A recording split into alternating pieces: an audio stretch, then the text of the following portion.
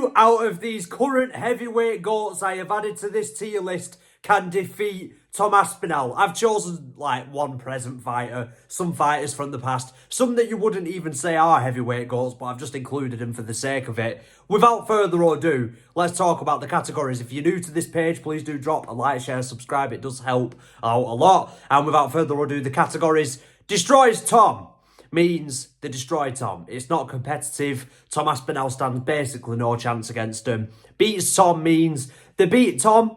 It's pretty close, it's pretty competitive, but I don't really see Tom beating them. And high chance means it's pretty much a 50-50 fight. It could go either way, but I'd lean towards Tom. Can compete means the opponent can make it competitive, but I'm fairly confident Tom would win comfortably. And pray for that man means, you guessed it, pray for that man. They stand absolutely no chance. So without further ado, let's get into this buckaroo. So, to start off with, we have Fedor Emelianenko. So, Fedor Emelianenko, reality, pray for that man.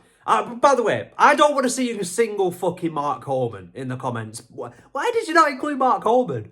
Disrespectful. AF. Alright, people. Fedor Emelianenko, Fyodor, right? Fedor Emelianenko was ahead of his time. Really, really was ahead of his time. He didn't really fight true heavyweights, I would argue. Not like with the guys the size of today. Tom Aspinall, 6'5", huge, weighs a lot, 250 odd pounds, walk around. He's a big guy, Tom Aspinall. Also extremely fast as Fedor. Maybe not as fast, but still very, very fast to keep up with Fedor. Tom Aspinall also has got really good timing on his 1-2s. Really, really good grappling too. But where Fedor come unstuck in this fight ultimately, and the reason why he can't compete, is the size difference. Fedor was very, very skilled for his time. He was ahead of his time. I actually don't think Fedor gets enough credit sometimes. But against the modern day heavyweights, even a prime Fedor would struggle, I think, against like Curtis Blades. I don't know if he'd lose to Curtis Blades, but I think he'd struggle really badly. Because of the size and physicality of the fighters of today. It's just different to what it was back then. And the actual well-roundedness of guys today is much better than it was back then, where Fedor was more well-rounded than anybody. He had great grappling for his time. He had great striking for his time. Fedor was really skilled, make no mistake about it. But he does not beat Tom Aspinall. Tom Aspinall would run through him. He's a true heavyweight with true one-punch knockout power. Also well-rounded. Also really quick. Styles make fights. Moving on. Oh, Brendan Schaub. Oh, he's got to go straight up and destroys Tom. He has to go straight up and destroys Tom. People forget, man. Brendan Schaub, true top 10 heavyweight of his time. Beast from the East, that's what they call him. No, pray for that man. Why not? Why not include Brendan Schaub? You know, why not include and give Brendan Schaub his flowers? I think you'd be surprised, to be honest with you. I think you'd be surprised. Brendan Schaub versus Tom Aspinall. Look, would it be more competitive than Tom Aspinall versus Marcin Tybura? I want to put that question towards you all in the comments. Would Tom Aspinall versus a prime Brendan Schaub be more competitive than Aspinall versus Tybura? Let me know in the comments, because I think it's a good question. I think it's a real good question when you really think about it. Tom Aspinall versus prime Brendan Schaub. I mean, man, I've got to have to say Brendan Schaub. I don't know, man. I'm stuck between pray for that man and destroys Tom. It's going to have to be destroys Tom, right? I don't want people to think I'm glazing Tom. Like, Brendan Schaub was a true elite level heavyweight for his time. He genuinely was unstoppable. So, but then again, I am English biased. So just about by the skin of his teeth, I think Tom Aspinall scrapes by Brendan Schaub and pray for that man. Alistair Overeem. Oh my God, Overeem. Overeem, right? He destroys Tom. Alistair Overeem, the mythical guy, Alistair Overeem. One of the biggest lies ever spouted by the MMA community was Overeem. Overeem. Do you know who Alistair Overeem lost to? Travis Brown. Let that sink in for a second. Travis Brown front kicked and knocked Alistair Overeem out cold. Travis Brown was pretty good. He managed to knock out an all-time great like Brendan Schaub.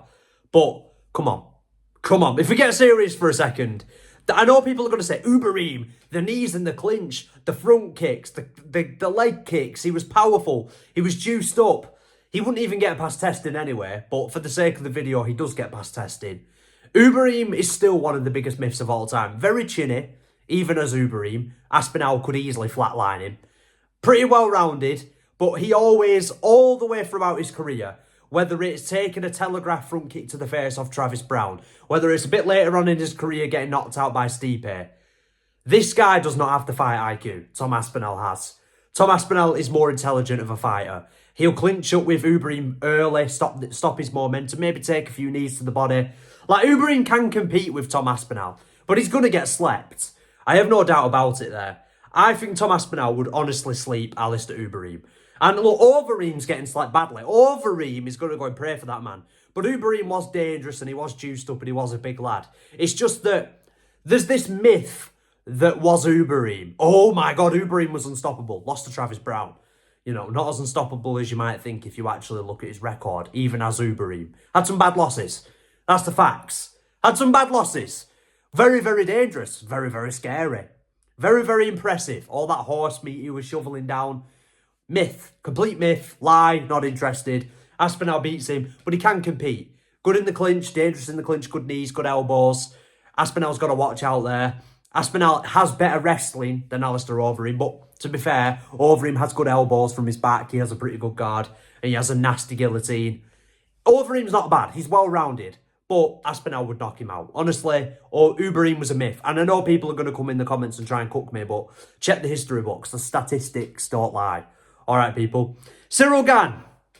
Now, the reason why I've included Ciryl Gane is to kind of give you all my sort of prediction for that fight. And that is, can compete, right? I know you were expecting this. I know you were expecting me to put him below Brendan Schaub. Now, if I get real with you for a second, he's not here. Well, and I don't know how people are seeing this either. Ciryl Gane absolutely falls apart when he stood in front of a grappler. Facts. With Jon Jones, absolutely fell apart. The pressure of that fight got to him big time. He lost the fight to Volkov. Like, I don't even think Ciryl Gane's performing at his best anymore. The Gane that fought in Ngannou is much different to the Gane that fought Volkov in that second fight. But I do believe Gane will have improved his takedown defence from the Jones fight. I don't believe it'll end that quickly. And I do believe Gane is actually fundamentally intricate with his movement, with his weapons like his teep kicks and stuff, to actually really fluster Tom Aspinall on the feet. But Gane's boxing, severely overrated. Severely overrated. So is Tom Aspinall's. I'll be dead straight with you all. Tom Aspinall's boxing is a little bit overrated. He does keep his chin in the air and he can be cracked.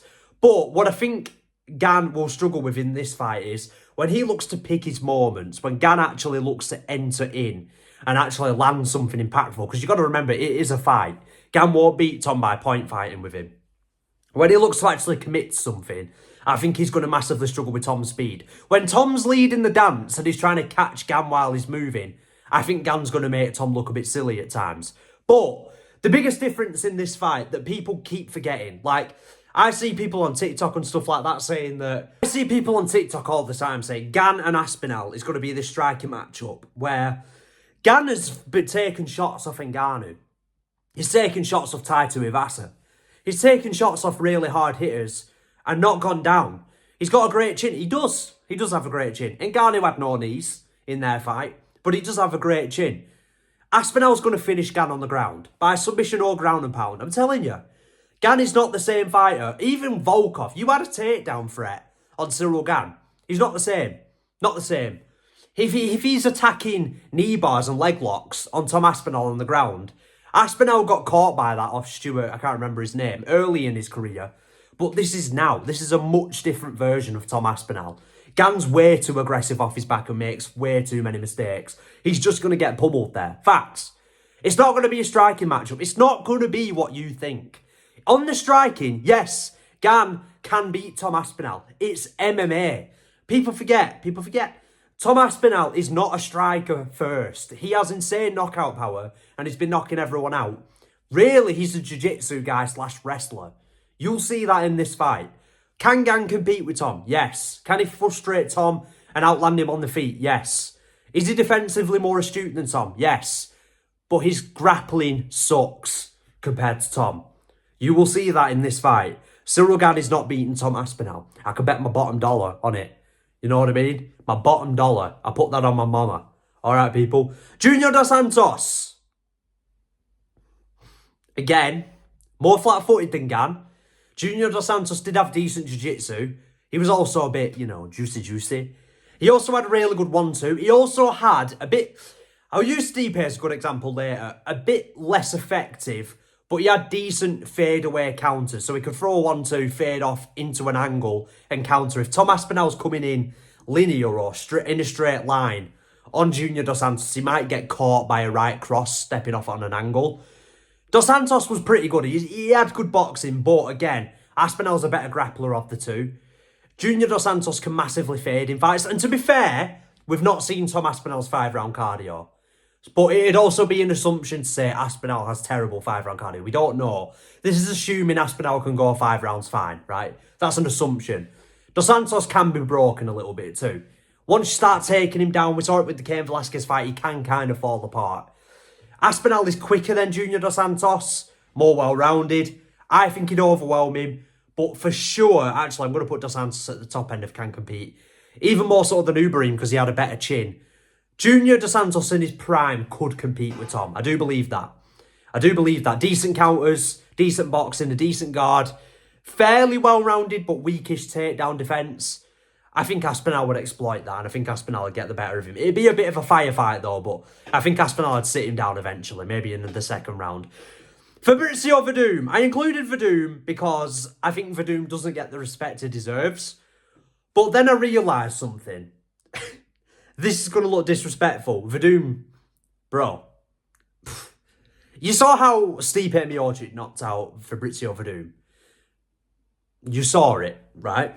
Now, does Tom Aspinall have better angular counters than Stipe Miocic? No. Does he have a better right cross than Stipe Miocic? No. What he does have, though, over Stipe Miocic is insane levels of speed. Werdum was god-awful. God-awful on the feet. Facts. You might not want to hear this. He had some decent kicks. His boxing was... Oh, God, his boxing. Like, so much slower than Tom Aspinall. Kept his chin in the air. The reason why he got KO'd against Stipe Miocic is literally because he was walking after Stipe. It was literally like Juliana Pena versus Amanda Nunes. Not as bad, but with a little bit more testosterone. But it was basically the same thing. And Werdum got slumped. Now, Werdum has grappling that Tom Aspinall would have to be very wary of. A very good full guard, a dangerous jiu-jitsu player. Pretty good wrestling. I do believe Tom was a lot more athletic than Werdum, though. So he'd find it pretty easy to stuff out Werdum, right? Werdum has a grappling threat in this fight, but it's similar to sort of Gelton Almeida, but his grappling was more proven than Almeida against high-level grapplers. Werdum had elite-level jiu-jitsu. It's just that his initial shot and that he's not as athletic as Tom Aspinall, so I think he'd struggle there massively to get Tom down. And on the feet, it's literally no contest. Aspinall slumps him. Like, if you don't agree with that, I do not know what to tell you. Aspinall would slump Fabricio Werdum. But I wanted to include him as an all-time great heavyweight in this list because I do think Werdum had an underrated career sometimes. I do think he's very good. It's just stylistically, Tom Aspinall beats Fabricio Werdum. Francis Ngannou. This is the Ngannou that fought Stipe Miocic in that second fight. I hate doing this. I hate it! But he would knock out Tom. Would he destroy Tom? No, I don't believe so. There is weapons Tom Aspinall has for a prime Francis that could give him trouble. Really good double legs. If Ngannou gets caught winging a big left hook, he can get under it just like Stipe did and time a good double leg. But Ngannou at this stage of his career was a lot more composed. The Ngannou that took apart Stipe in that second fight, that's one of the best championship performances of all time, I think. I think it's super underrated. I don't think he destroys Tom. Prime Ngannou's a nightmare for Tom. Tom does get caught by check left hooks. Can't do it. You can't do it against Ngannou. And even on a technical level, if Tom's matching Ngannou, and Tom is powerful and fast, a lot faster than a prime Francis, Tom has to be careful in the clinch. Like, prime Ngannou could sleep you with an arm punch uppercut in the clinch. He could sleep you moving back off balance with a baller uppercut, like he did to Kane Velasquez. Ngannou just has power Tom can't fuck with. He can't. And then Ngannou's more athletic than Tom in terms of strength, in terms of strength in the clinch, positioning in the clinch. Tom would struggle with Ngannou there. I think Tom can take Ngannou down. He struggles to keep him there. Maybe he gets a back take and a submission, but I'm not sure. Ngannou is actually...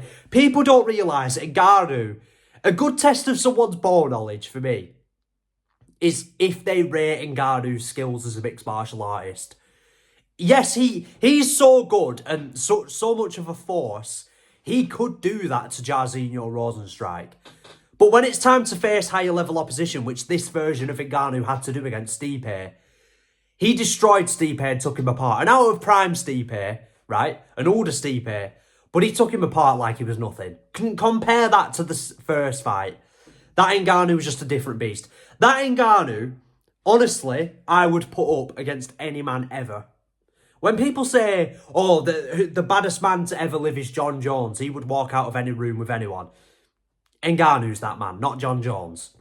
Prime Francis. Not because he was so skilled with his low calf kicks, his strength in the clinch, his timing on his knockout shots. Not just that, it's his power. It's his power. That's the difference between him and Tom. Tom can't get caught by Ngannou. Ngannou can probably take a few off Tom. He had a granite chin too. But Ngannou would sleep Tom. I don't think he destroys Tom because I think it'd be pretty close. And I don't think it'd be in the first round.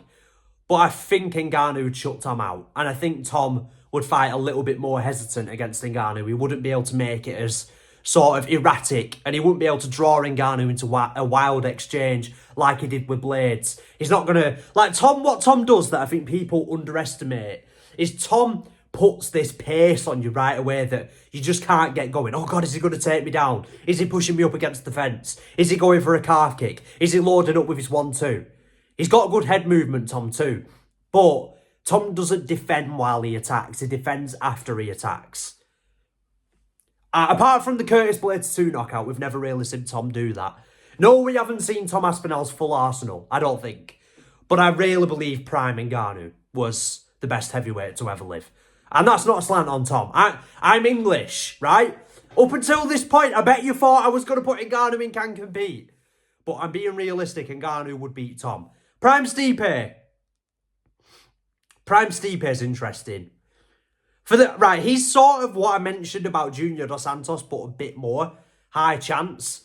Prime Stipe had great wrestling.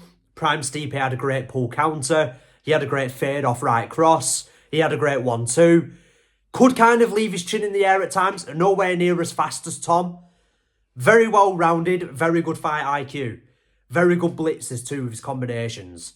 I think he could also knock out Tom. Stipe Miocic's power is actually pretty underrated. He slept a lot of guys and a lot of good guys too.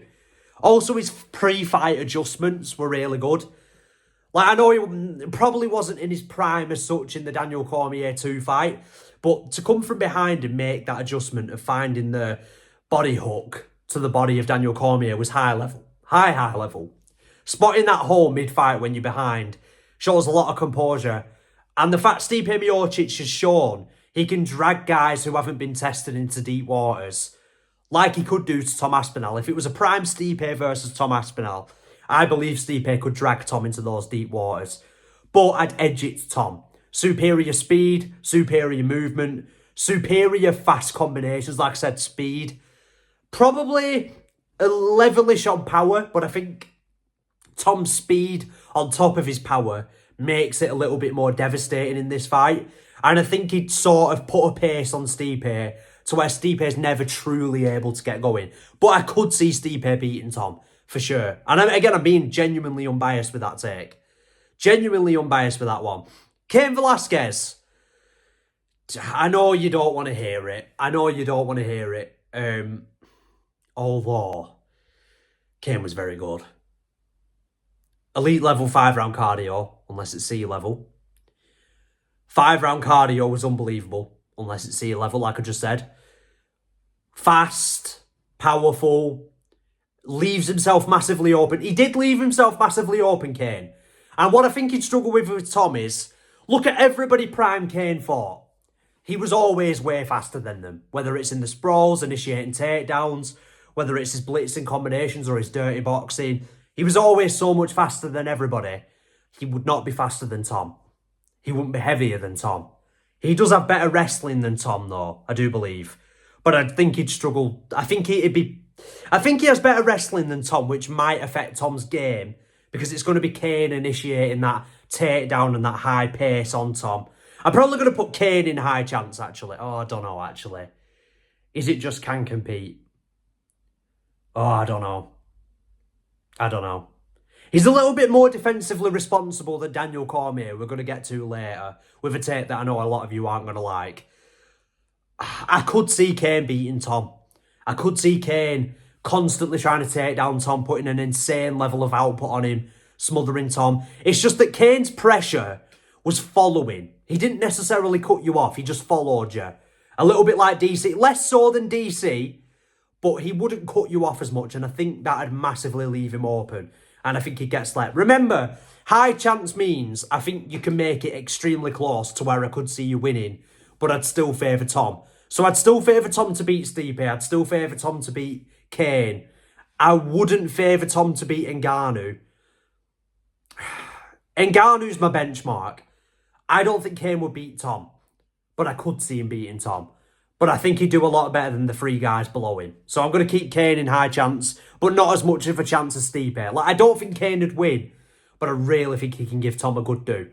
Because he can sort of match Tom's erratic pace. So it depends. Does Tom get Kane in a situation where he cracks Kane early and Kane sort of takes a step back and Tom puts his distance, erratic sort of pace on Kane? Or does Kane keep it close distance in the pocket where it's erratically suiting him? It depends. They both want an erratic fight, but it depends what kind of erratic fight it is.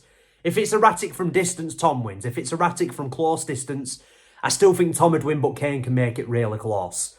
And Kane is a better wrestler than Tom. I do believe that. So I think Tom would struggle with Kane big time, but I'd still edge Tom. Jon Jones. So this is Jon Jones now. And I've included him because he said recently that he's returned. He's training 5 days a week. He wants to turn up at the White House. I think Aspinall's going to beat Gane.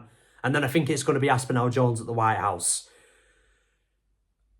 I don't think Jon Jones beats Tom, right? And there's a couple of reasons for this, right? Prime Jones wasn't a heavyweight anyway. So I don't want to hear people saying Prime Jones. I don't think Jon Jones would beat Tom Aspinall. If you look at the Stipe fight, I actually think Jones was washed. Stipe caught Jones badly with some really good combinations. I say really good, slow, badly timed combinations. Like, the difference between Jones and Stipe in that fight is Jones was washed, but he's still very capable as a well-rounded elite level fighter. It's Jon Jones, he's elite. Stipe was washed. Stipe was washed. Like, done. Like, he could barely throw a combination without badly resetting because he was so rusty from his inactivity and because he was so old, right? Jon Jones is still competent. I'm not going to say Tom destroys Jones. Jones is still a better grappler than Tom. He's got elite level 5-round cardio. He has some of the best pre-fight adjustments we've ever seen. But I do believe he's too slow for Tom Aspinall at this stage of his career. And I do believe the athleticism Tom has now compared to Jones at his age now is levels. So much faster than Jones, so much more explosive. Jones can't really prepare for a guy like Tom Aspinall, which is why he was asking for 6 months to prepare for Tom. And to be honest with you all, for whatever reason it was, right, I truly believe the hunger isn't there as much for Jones. Not to get in there with Tom anyway, and I do think that matters. Tom would take fighting Jon Jones as the biggest opportunity, the biggest threat, the biggest moment of his life. Jon Jones would treat fighting Tom as another payday. I do believe that. I truly believe that. And trajectory matters in the sport. The amount of fan pressure on Jones, everything, I think would just accumulate. And I think Tom would be the one to do it. And I think Tom will be the one to do it. And I know this is going to sound like glaze to some of you. That's genuinely my unbiased view on the fight. Not without thinking about what happened with the fight and why it didn't happen. I just think Tom's the young man and Jones is the old man. A more younger Jon Jones, it's a different story. But Tom Aspinall now would beat Jon Jones. I truly believe that. I think he'd finish him. I truly believe that. Truly. I don't think Jon looked good against Stipe. Not like people say he did. I know he developed a spinning back kick at the age of 30. I get that. But I don't believe Jon Jones would beat Tom Aspinall right now. I just don't. Brock Lesnar.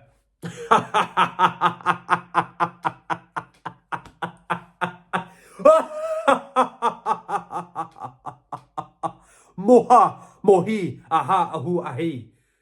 Pray for that man. Below Brendan Schaub, no. Slightly, yes, insane level of athlete, Brock Lesnar. Freak of all freaks. Terrible, terrible striking skill set. Not enough. And also not much durability, when you think about it. I know he got horrendously battered by Shane Carwin, which actually kind of reduces my point to nothing. He doesn't have terrible durability, but bad defensively, just rushes forward like a bull. Could he clinch up with Tom and maybe take him down momentarily? Yes. But he doesn't have a lot of weapons to really affect Tom other than the fact he's a big, juicy meathead. Other than that, Tom destroys Brock Lesnar. It's not even close. Like, if you don't believe that, go back to watching the WWE. Brock was a very good wrestler. Division 1 freestyle wrestler, I believe he was. Extreme freak athlete. But his skill set severely lacks compared to someone like Tom. Even if you go look at, like, he looked so much bigger than Kane. He looked so much more athletic than Kane. And it took Kane a couple of seconds to be like, oh shit, this guy just knocked me over like a charging bull, right? Yes, it does take a moment to settle in with a guy like Brock. And Brock does have a lot of power. The size of his hands was insane.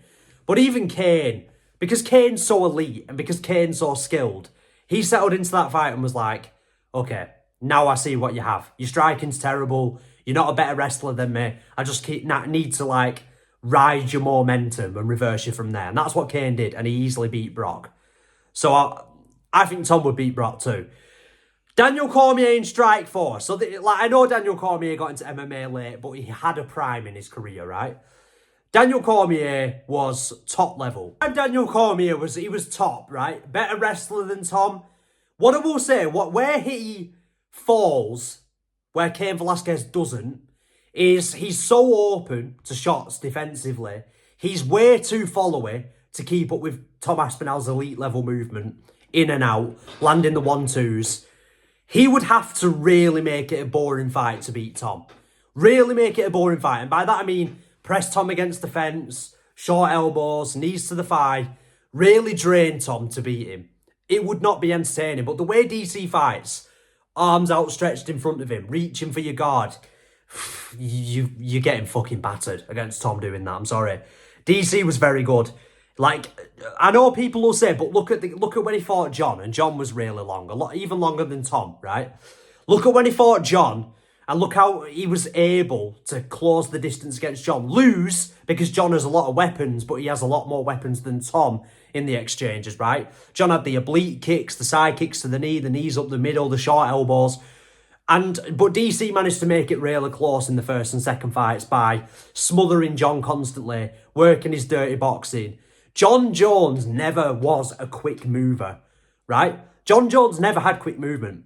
I genuinely believe guys like Ciryl Gane and guys like Tom Aspinall, straight striking, would beat Daniel Cormier up quite badly. They move too well for him. They do. They do move too well for him.